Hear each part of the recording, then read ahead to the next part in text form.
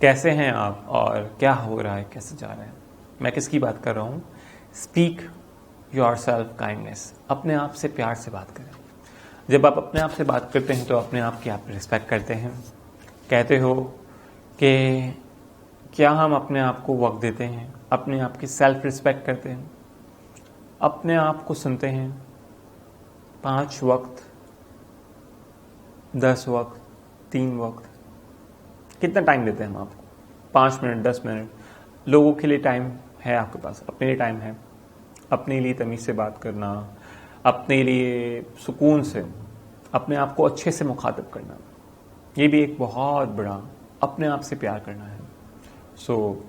ये भी आप करके देखो और इसको और मज़ीद बेहतर करो। आगे बढ़ते हैं अगले पॉइंट की तरफ।